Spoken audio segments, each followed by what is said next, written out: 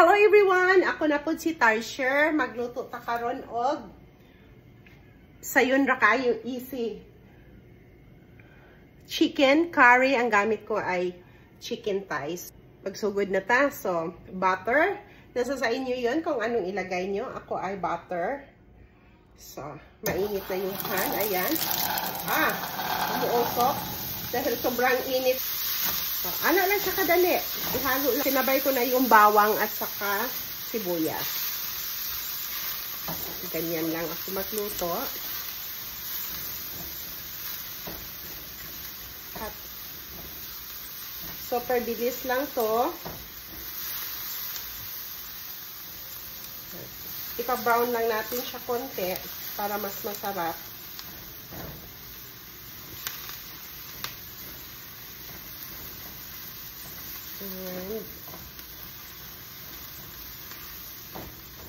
Ipa-brown lang natin siya konti. And then, lagyan ko na siya ng paminta. Mas masarap pag maraming paminta. Version ko to ha. Ganyan ako mag-curry. So, ang gamit kong curry ay yung Japanese curry dahil hindi masyado matapang. Ayaw nila yung matapang na curry. Ganyan lang siya. At kumakain sila nito.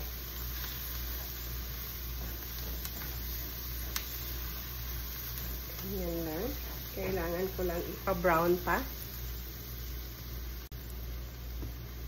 Ilalagay na natin yung manok. As I said, ang gamit ko ay chicken thighs. Ganyan.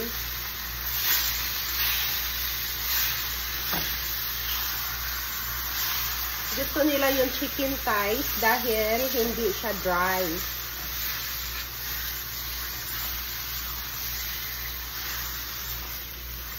Diba? Dali lang siya kaayo.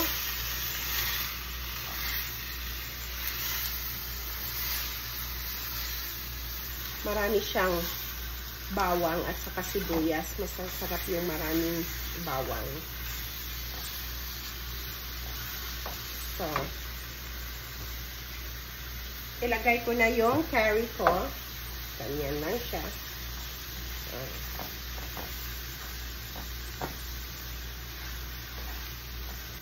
Hintayin lang natin siyang ma-melt lahat para mas masarap siya bago natin ilagay yung gata.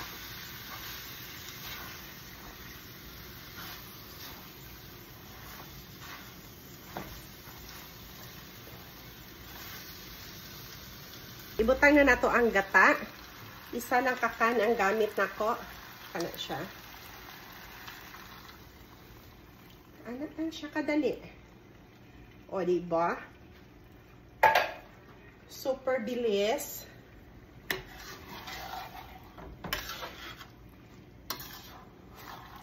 Ganyan. So, halo lang natin siya. And then,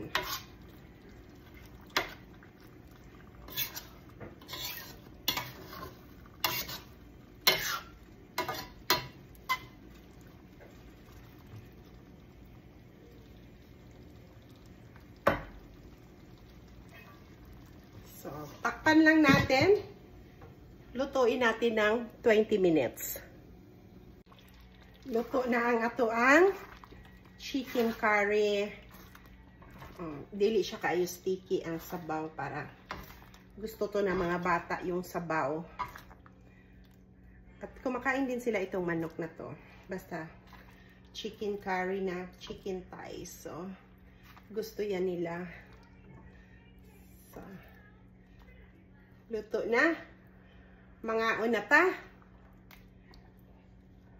Daghang salamat sa tanan. Thank you so much for watching. Bye for now.